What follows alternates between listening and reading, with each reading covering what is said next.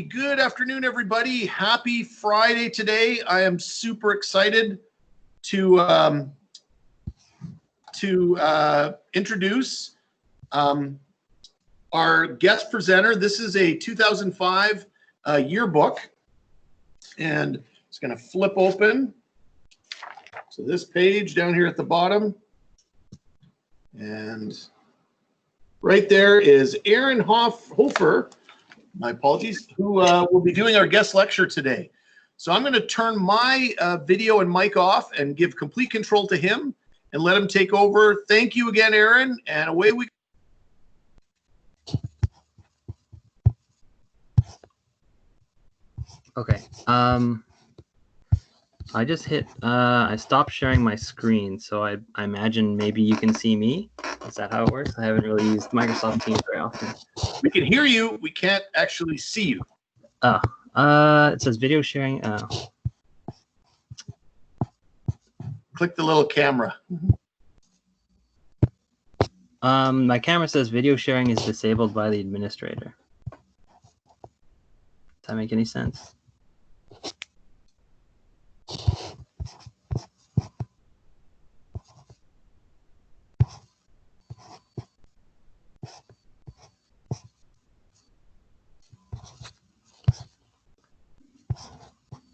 Okay. I tried just changing the setting, but I don't know. Maybe they've turned that off at the school division level. Try one more time, Aron, and then just push forward. Okay. Well, you know what? You don't really need to see me anyways, I guess. I can just share the screen. All right. So yeah, this is,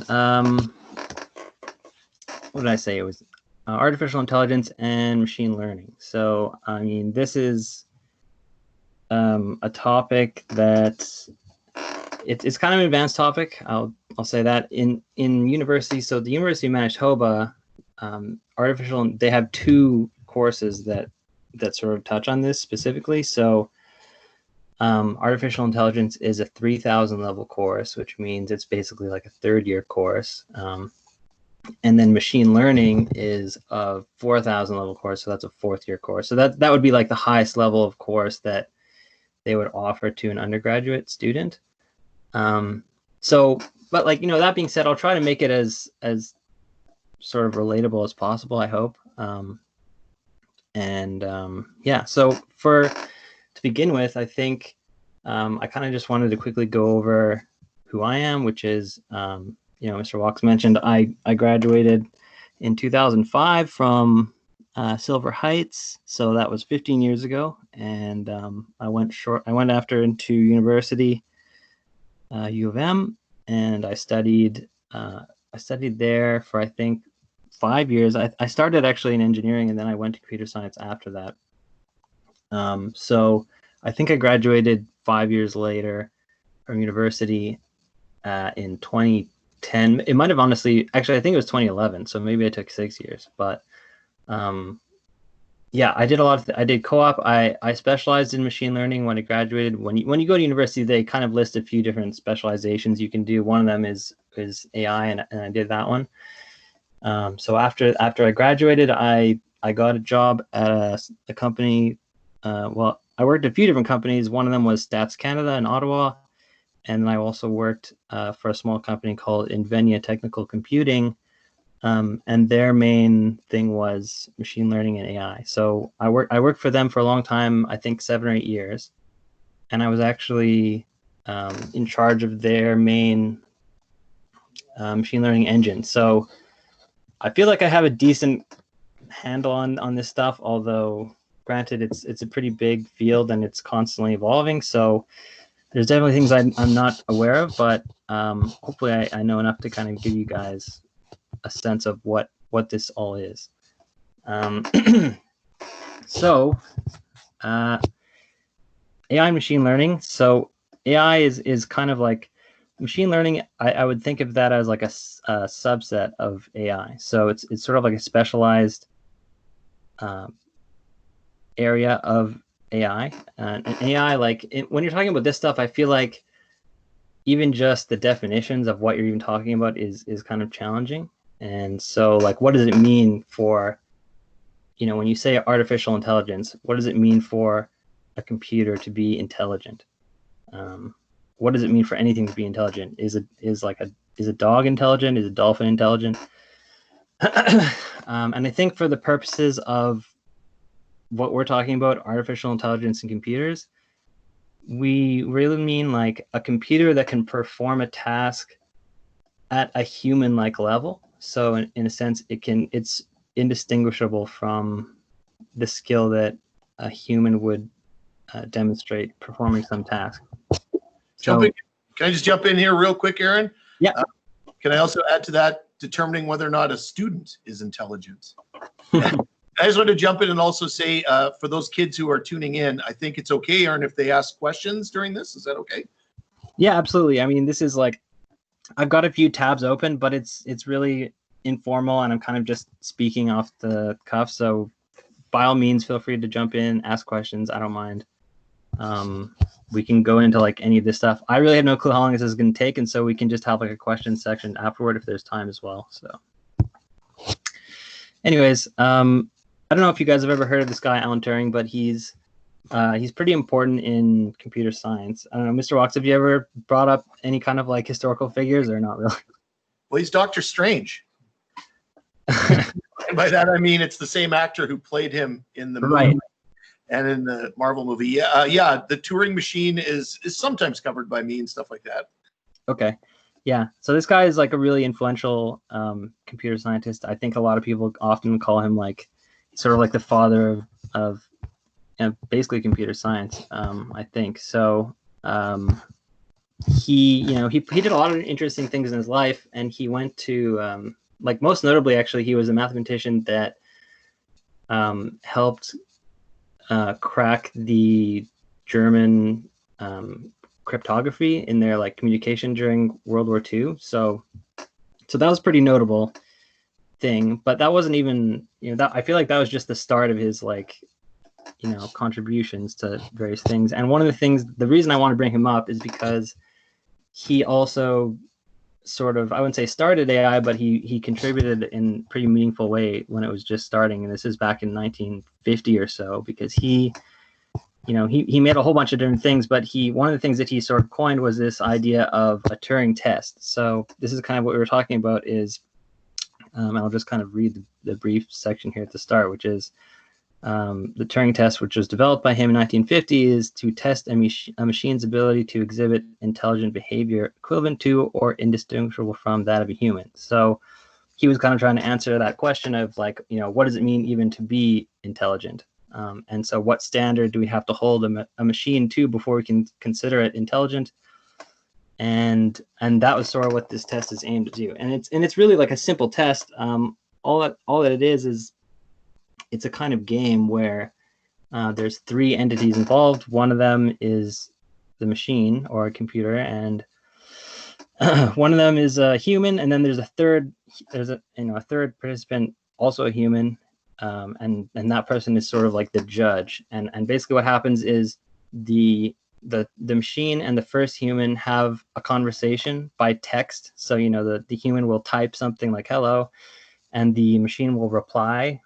And they'll just have a conversation back and forth by text, and it's the third participant's job, the judge, to basically say which one is the human and which one is the machine. And so the judge has knowledge that one of them is a machine and one of them is not, and it's his job to decide which one is the human and which is not. And if the machine can fool the judge into thinking it's the human, then it's considered intelligent.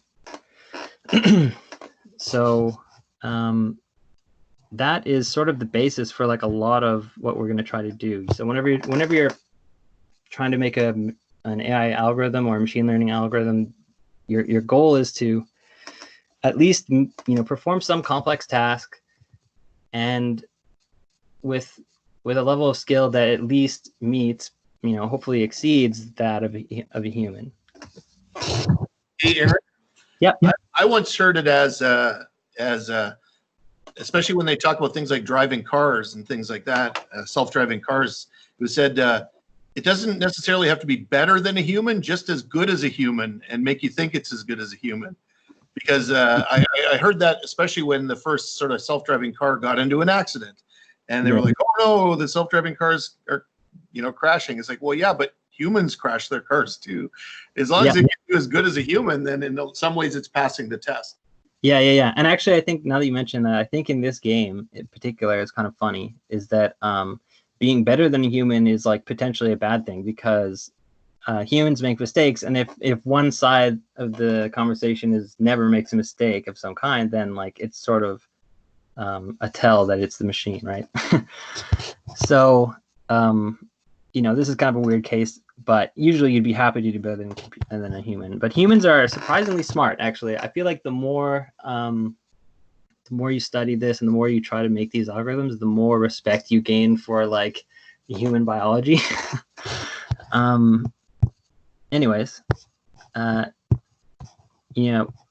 with the Turing test, now we have knowledge of that, I'm just going to move ahead a little bit. And so that was 1950. Now we're going to go all the way up to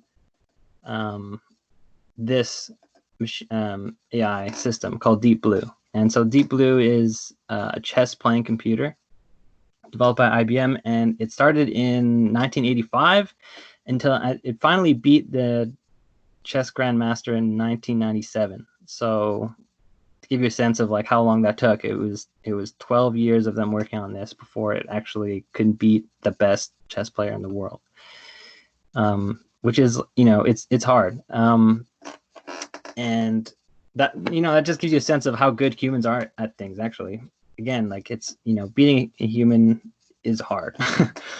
And so that's 1985. And this is an AI system. And it's this, when I think about this, I think a lot about actually something that was said to me when I took the artificial intelligence course. My professor said something that I always remember for some reason, and he said that AI is basically just a search problem, and I don't know, it stuck with me because it's a hard thing to disprove, but something about it just didn't feel right to me, and so I was always looking for like a reason to either prove or disprove his statement.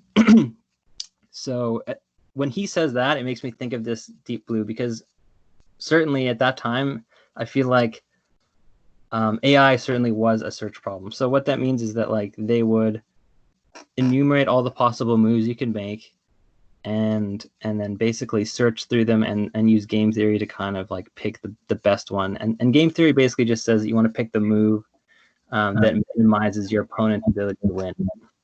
Hey, Aaron, do you think that's why they call it Deep Blue? Because it kind of interprets how deep it goes into the analysis? Yeah, maybe it's talking about like the depth of the search tree. Yeah. It was, if it also was deep, do you think Deep, I think it was, but I could be wrong, I don't know if you know, was Deep Blue kind of the basis of them then building that Watson software, hardware that went on Jeopardy? Yeah. I don't know how that relates to Watson, but I think it was also IBM, so it's definitely possible. Yeah. I just read this here. It's kind of funny. After losing, the chess grandmaster accused IBM of cheating, which is kind of funny. Anyways,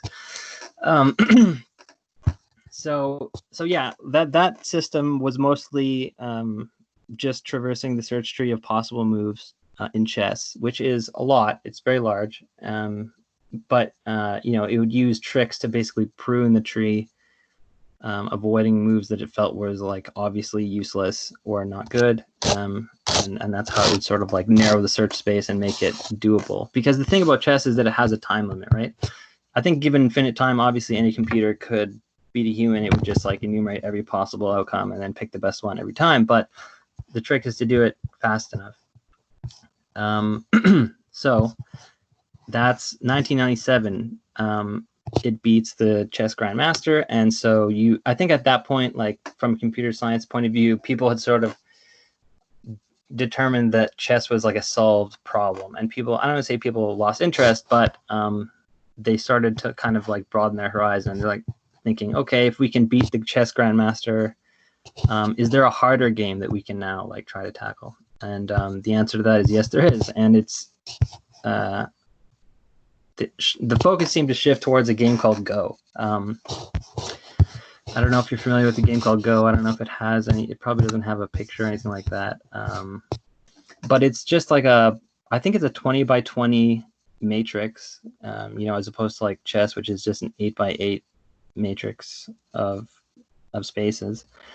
And there's a bunch of white stones and black stones, and I think you just place the stones one by one, and the idea is to kind of like surround your opponent's pieces in certain ways. I haven't really played it myself, but you can definitely find things online of people playing it, and I think it's a pretty popular game in Asia. So this is a much bigger board. Like I already said, not 20 by 20, but it's a 19 by 19 board. And so already you can see that the spaces are twice as large. The search space is going to be much larger, and this is harder than chess to figure out. So I went to a conference about 2 years ago it was a machine learning conference in California, and I attended a lecture by one of the guys who actually wrote this, and he was talking about how they kind of did it, and it was really interesting. I don't remember everything about it right now, but he was talking about how they eventually beat the actually I'll just read this. I think it says it here. It's the original AlphaGo is the original computer to beat a human professional Go player without a handicap on the full 19 by 19 board. And then in March 2016, it beat this guy Lee Sedol in a 5-game match. So it was the first computer Go program to beat a professional without a handicap. And so that was kind of interesting because once again they had kind of beaten the like world champion, and I still wouldn't say it's considered solved, because if I remember thinking back to that guy's lecture, he was saying that an interesting thing that kind of came out of this was that I suppose when you play Go, there's like certain moves which are sort of just like heuristics that humans use to play the game really well, and it's sort of like it's considered a very amateur move if you do these things. For example, I think there's like, for whatever reason, playing a piece in the 4th row or the 4th column in the first section of the game is considered like a very poor move. But apparently this AlphaGo system actually did exactly that when playing the Go Grandmaster, and it was sort of like this crazy moment of like, what is it doing? This is unheard of, and apparently it won that game. And apparently that piece that it played there was like some pivotal piece that only like came into play much later. And it's kind of interesting what happened then after that, because humans, having witnessed this, all of a sudden were forced to reevaluate this move, which everyone thought was terrible. And now it's kind of like a whole new strategy is this like came out of this move that this computer had devised that no one really even like gave a second thought to. So I thought that was pretty wild, actually. So that's kind of, if you look at this date, it's 2016. That's only 4 years ago. So this is very recent. It's basically the kind of where we're at now. I don't even know if they've moved on to another game yet or not, but that's kind of 1950 to present. So, unlike Deep Blue, AlphaGo definitely uses some machine learning. So there's definitely like a degree of searching and pruning search trees that it does, but it also uses knowledge learned by machine learning. So that's what I mean by it. I think at this point it's safe to say that AI is not just search.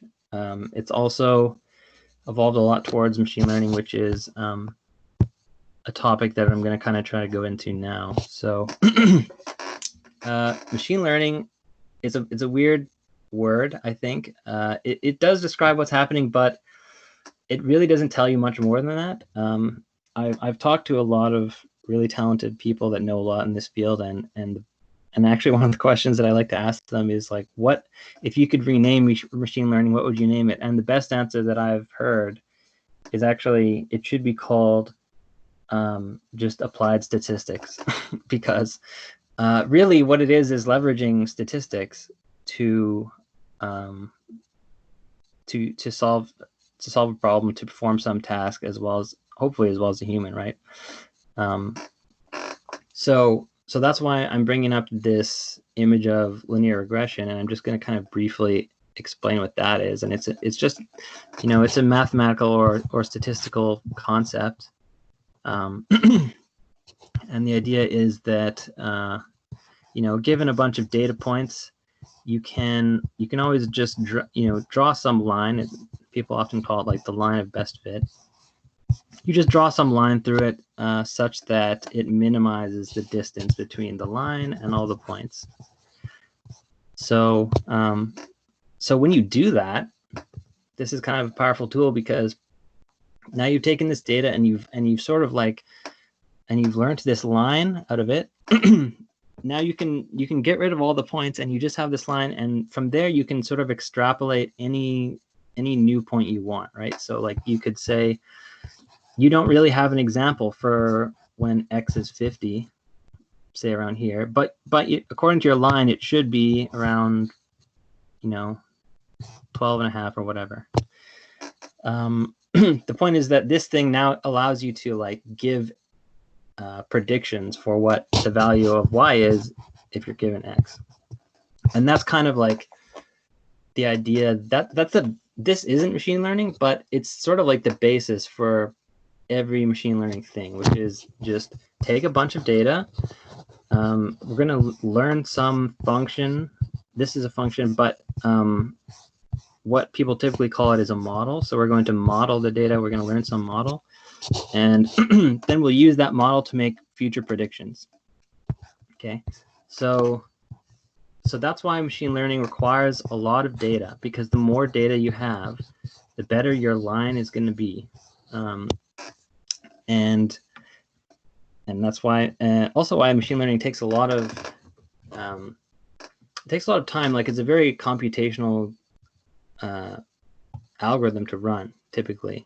So actually it makes me think of a conversation that I had not so long ago with a friend of mine who bought, I guess, a headset with a mic, and it was came with some kind of advanced software. He said it was using machine learning to essentially filter his mic input. So, he said like, oh, you know what, I can speak with this mic, and I can turn the machine learning thing on, and it's so good that I can speak and bang a hammer, and the hammer won't transmit at all.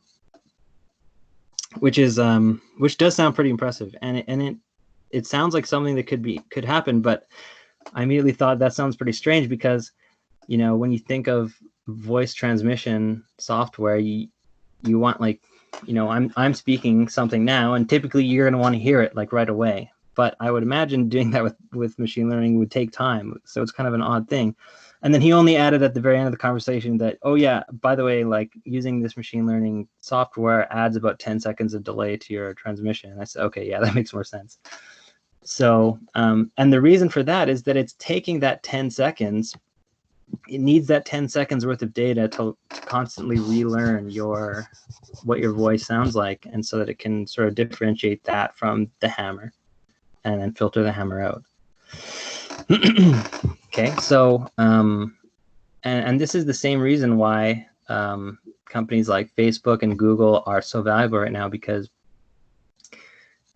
everybody wants massive data sets. Data is so valuable. Everyone wants to use it to train computers, to learn things, to target advertising, all this stuff.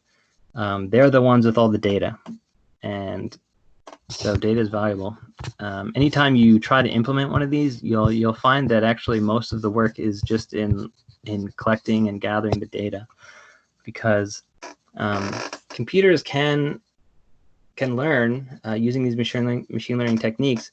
But one thing that I think we haven't really figured out very well is that computers don't have senses like humans do, right? So it kind of gives you an appreciation for your various senses too. You know, it's easy to kind of like just look at something, feel it, touch it, taste it, whatever, and you immediately, your brain has already kind of like processed all of that, but a computer doesn't have any of those things, so you have to, it depends on you to kind of be its eyes and its everything like that. You need to tell it what's happening in the world so it can then learn it. Yeah.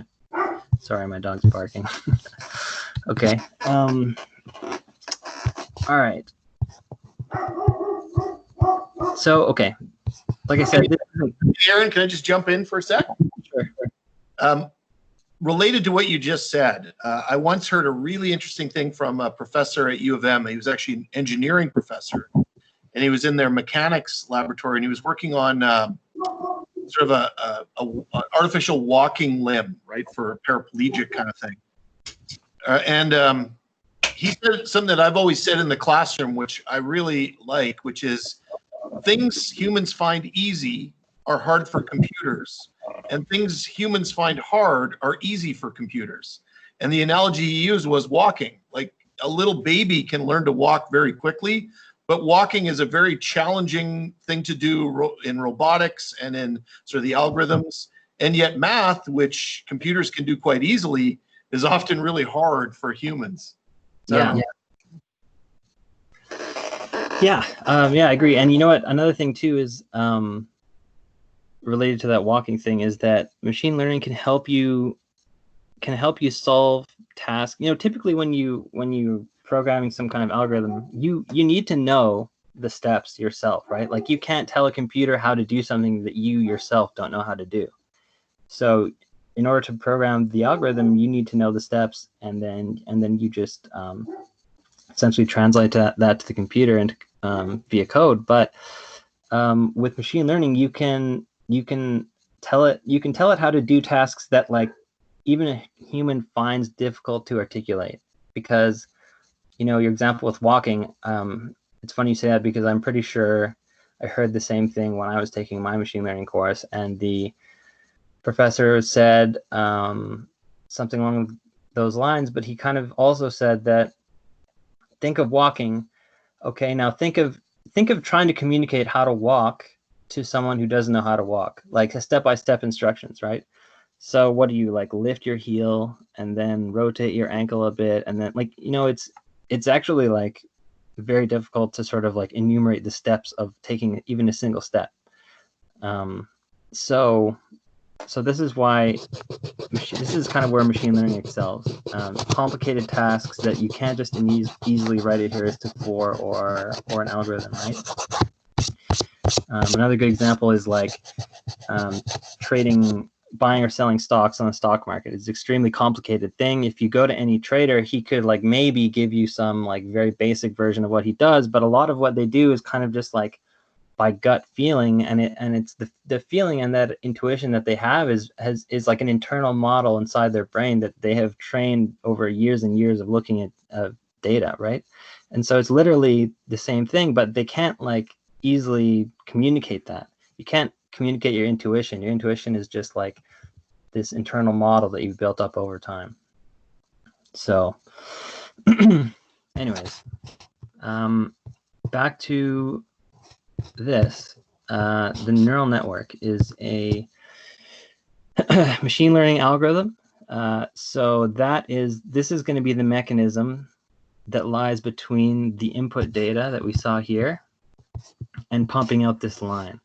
It's not going to be when the neural network does it. This is, you know, linear regression is very simple because it's just a line. Ideally, you would like, maybe the best line would actually have curves, right? And it would not just be straight. So that's where something like a neural network comes in. And this is an image of a neural network, and I think they're kind of interesting because their roots are biology, right? So your brain is a network of neurons, and that's kind of where the inspiration for this came from. How does it work? So it's kind of weird. I feel like the more you learn about these neural networks in particular and machine learning, I feel like you're kind of learning about yourself and the way that you learn, and it becomes obvious, like something that you had just intuitively done before, and now you kind of understand the mechanisms of like how and why that works. And so, okay, let's look at the actual structure of it. So they're all going to have this similar kind of setup, right? So this is the input layer, they call it. And this is where you pump in all the input data. So because there's 4 nodes in the input layer, that means that this algorithm is taking 4, they often call them features, 4 features of input. So let me just try to think of an example. Actually, maybe this is a good time for me to bring up the old, so this isn't quite Excel, but it's basically an open source version of Excel. Oh yeah, sorry, I know I'm kind of jumping all over, but I remember Mr. Hawks wanted me to highlight the fact that I'm using Linux. And so this is an open source version of essentially Excel that is available for free if you use Linux. Anyways, the reason I brought this up is because I wanted us to hopefully try to design a little bit of a data set of our own, and then I can try to plug it into MATLAB, which I have open here. MATLAB is just, it's not open source, unfortunately. It's something you have to purchase a license for, but it's a programming language that is designed mostly for mathematicians, and so it does a lot of things that mathematicians like, and it's kind of useful for some things. One of the features is that it works sort of really intuitively with matrices. So typically in a programming language, you can easily define arrays, which are just like data with a dimension, like one-dimensional data, but a matrix has 2 dimensions. So you probably maybe even counted them before, but here, defining a matrix is as easy as I think a semicolon. So 1, 2, 3, 4 gives me this 2 by 2 matrix of data, and so it makes things that require matrices a lot easier. And so that's why it's kind of nice, and I can sort of like write this data in Excel, and then I can just paste it right into MATLAB, and it can take that input like that. So I wanted to kind of set up a little bit of an example here to sort of illustrate what it might look like to do a very, very simple machine learning kind of task. So you're always going to want to collect some kind of matrix of data, right? And you're going to have some number of input features. In this case, the input feature I've written here is called daily high temp. So this is like, imagine I took the high temperature for 4 days in a row in June. So this is, and so on the first it was the high of 20, and second it was the high of 25, 28, 29.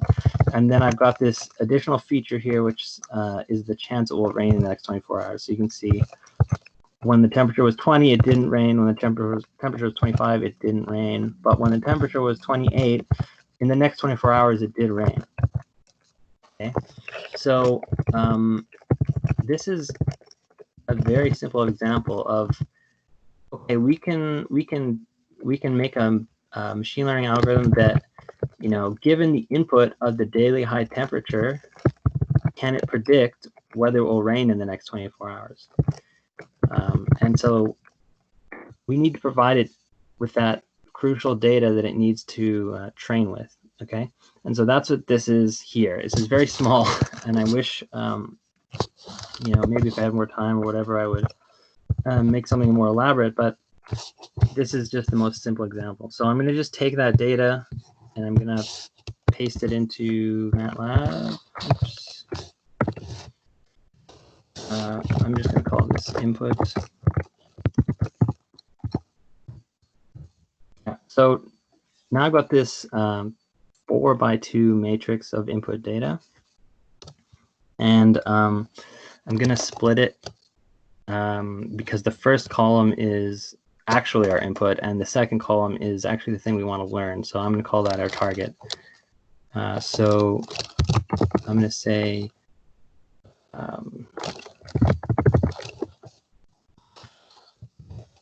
So this notation just means that I want to take all the rows of the first column and assign that to A, and I'm going to make all of the rows of the second column, assign that to B. So now I have that matrix split up into two columns, and I can actually, that linear regression that I mentioned earlier in MATLAB is as simple as a backslash. They actually have a character, just a single character that does that. So I can do this, and it will give me the linear regression of the data and the target, which is the max temperature, whether or not it'll rain the next 24 hours. Okay, so it does that, and it gives me this coefficient. Now this coefficient is literally the slope of that line, and it allows me to actually. So I'm going to rename that. So this is our model, right? Now I can just take the model, multiply it by any temperature. Say the temperature is really hot today. I think it's 35. I'm going to ask my model, do you think it's going to rain in the next 24 hours? And its answer is that it thinks it will rain with a 75% chance. And if it's quite cold, or colder, say it's 10 degrees outside, because there's only a 21% chance of it raining in the next 24 hours. So that's extremely simple, using a linear model to find the relationship between these two features of data, the daily high temperature and whether it will rain in the next 24 hours. So when we look back at this neural network, those four inputs, each of those would be a column. So if we were to make a neural network and use it in our little toy example, it would only have one of these nodes in the input layer. And so that would be the daily high temp. And then we've got a bunch of hidden layers.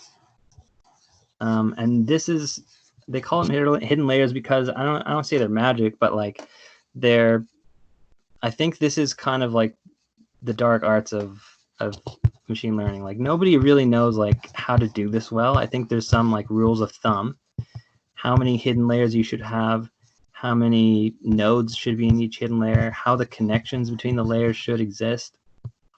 There's rules of thumb, but it's hard to say. This is kind of like there's a certain amount of trial and error involved with that, depending on what kind of problem you're trying to solve. And then finally, the output layer.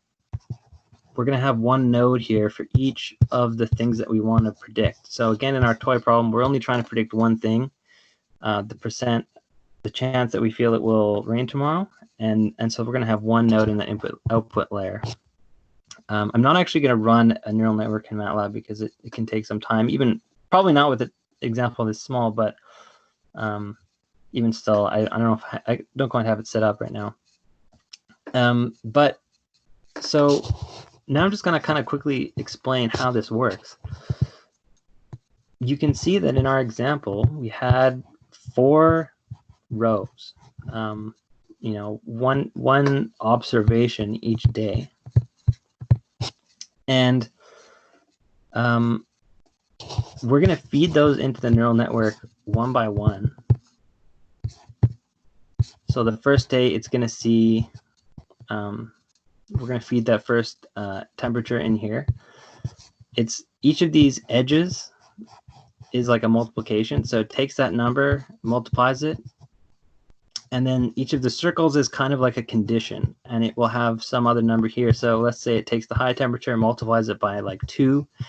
And if the result is greater than 50, this node, the terminology they use is they say it activates. So that means that it sort of like passes on its value to the next hidden layer, and it just repeats that process. So it multiplies it by another number, another different number, and then we have another condition saying, okay, are you greater or less than this? If so, I activate and I pump through my value to the next layer. If it doesn't meet the condition, it just stops and it pumps through nothing, probably 0. Okay, so it's kind of like a cascading thing where like all of these nodes will either activate or not, and then the results, anytime you've got like multiple nodes heading to one, that's just going to sum it up. So like maybe only half of these fire right before the hidden layer 2, only half of them fire, so the output gets the sum of those three, and that's kind of what it says its answer is. Now, here's why this is called machine learning and linear regression is not. Linear regression, although it is sort of like the basic thing, it just does everything in one step, and it just draws a line, and there's no learning per se. It is what it is. The answer is always that. It's deterministic. This thing actually makes mistakes and learns from them over time. So we're going to pump through that first value. It's going to output something, okay? And we don't even know what that something is going to be. And then it's going to take the output, and it has the answer, right? It knows that for that first day it didn't rain. So maybe the value it pumps through is like 99%. And it's going to see that 99% is quite a bit different from 0. And it's going to then see, oh, I made a mistake. And I'm going to use a process by which I'm going to now update all of my weights and all of my activation conditions so that next time I see that same value, my output will be lower. Okay, so it does this sort of iterative learning on the data. The more data you feed it, the more it adjusts its values and adjusts its activation levels until this thing essentially represents a complex line that goes through the data. Okay, so that's how it learns, and it's interesting. It literally does the same thing I think that humans would do if you think about it. I mean, you first time you do something, you try something, and I don't want to say it's random, but it's like pretty, usually doesn't turn out too well. But immediately you try it, you see how you did, and that feedback allows you to adjust your next attempt.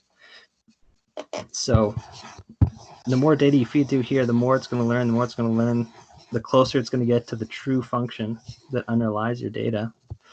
And then once you have that finely tuned model, you can use it to pump out new predictions. So you can give it inputs that you don't know the answer to, and it will just pump out its answer, and there you go.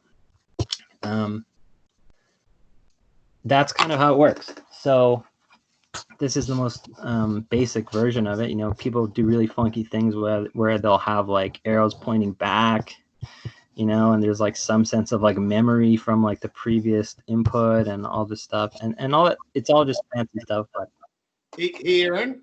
Yep. Just to give a little context to the students, correct me if I'm wrong on this, but the way I kind of felt this leads towards sort of what you're proposing here was the kids learned about arrays in my grade 11 course.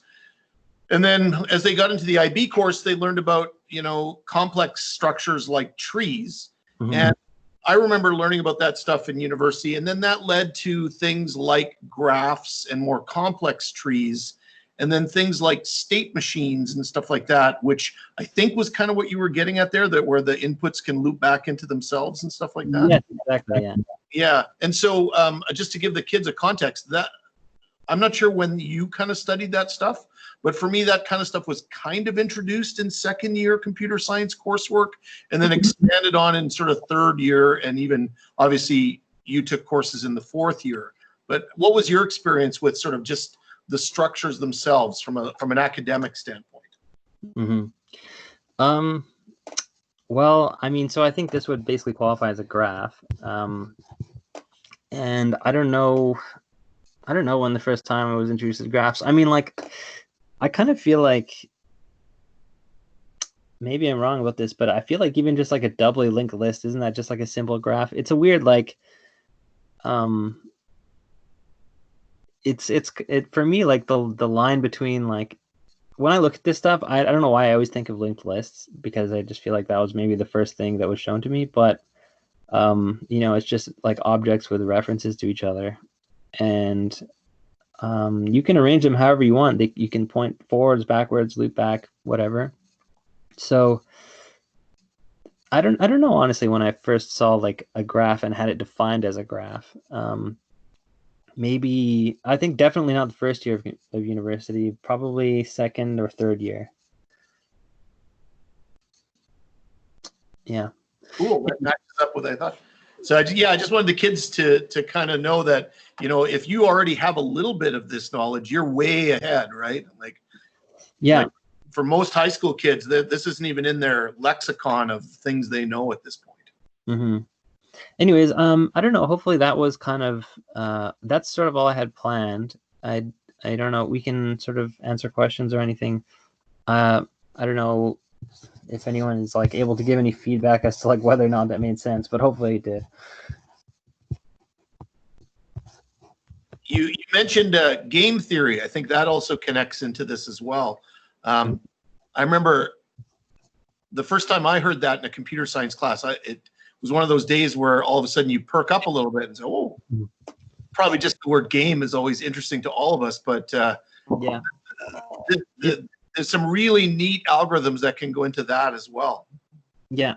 The thing, like, when it was introduced to me, and the thing I thought was kind of interesting was, often when you play a game, you're trying to win. But I think the idea with game theory is you are obviously trying to win, but the best way to do that is actually to minimize your opponent's chance of winning, not necessarily maximize your own, which is a little weird. Like, just with the moves, I feel like.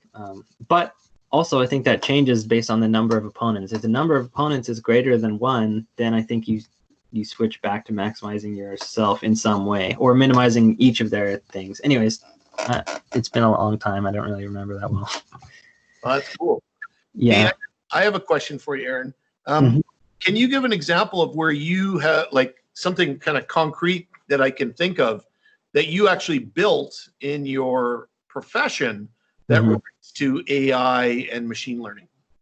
Yeah, for sure. I mean, so like I said, I worked for a long time with NVIDIA Technical Computing, and their main business was basically providing, well, they did two things. One was providing Manitoba Hydro with a prediction of the power output of their wind farms, because there's kind of a weird problem where wind farms, obviously there's a bunch of wind turbines and they produce some amount of power, and it's variable. Like the utility doesn't really know how much power to expect from their wind farms, because obviously the wind can change at a moment's notice. So they were paying us for a prediction of the future output of their wind farm, and we were producing that prediction using machine learning techniques by studying the weather and stuff like that. The model was able to generate a pretty good guess of how much they could expect in terms of power from the wind farm, and Manitoba Hydro would pay for that because that allowed them to better plan how much power they had to sell, and how much they had to kind of keep for consumption and stuff like that. And the other thing they did was using machine learning to buy and sell power itself on the power markets. So it was sort of predicting the price and the price at various like places and times and things like that, and when to buy and when to sell. So let me get this straight. You wrote algorithms to predict how much power to sell and an algorithm to predict what price to charge for it?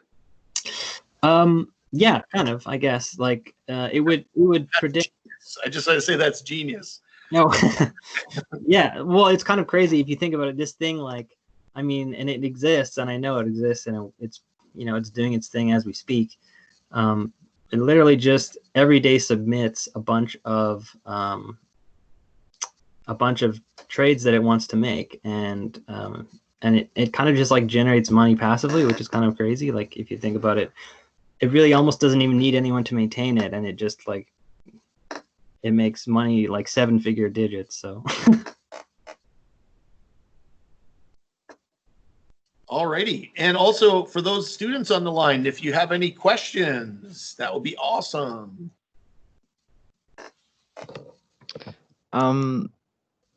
I guess, like, what kind of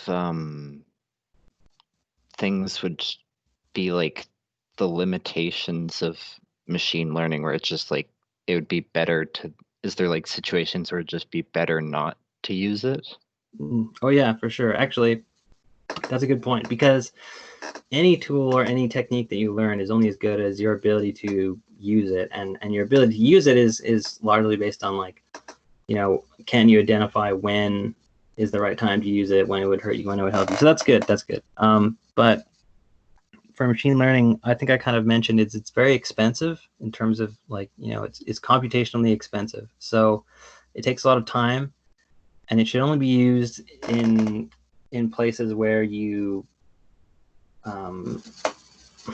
you know, you have a lot of data and you have a lot of time, and also, like, it's very risky from, like, a business point of view. Like, it's like, okay, you have some task you need to perform. Should we just, like, make some heuristic which might take us like a few weeks to get it to the point where it's like pretty good or okay or whatever, or do you want to invest like months and months on the machine learning approach, which may or may not pan out? It may be as good, or maybe, you know, as the heuristic, which may have taken you like a lot less time. So I think, like, I think you can use it for probably almost anything, but it's very, like, it's very expensive. So probably only use it for, like, very complex tasks that you can't easily make a heuristic for. Yeah.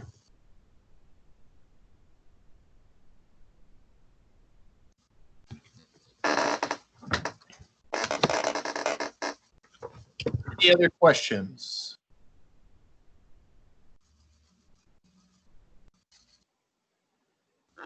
All righty. I'm going to thank you kids for tuning in today, but mostly I want to thank you, Aron, for an awesome discussion about a really complex topic that I found super fascinating. And hang on, I'm going to put my camera on so everyone can see me. Everyone can see me now. Yeah, and so thanks so much. I've been recording this, so I will have this up on my guest lecture series for you kids. And I know the kids who are tuned in today are all those grade 12 IB students. Aron, by the way, did IB, not computer science IB, but he did IB. Yeah. He thought he was going to be a French. I don't know what. He did something back in the day. But just to keep in mind, you kids, when you are like solving the world problems and building the next really cool piece of machine learning to give back to me, I'll probably be like, you know, 1,000,000 years old at that point, 1,000,000 more years old. But thank you so much, Aron, for your time today. I appreciate it. Mm-hmm. And I'm going to turn off the recording now and wish everyone a happy weekend. And I'm just going to stay on the line for a second with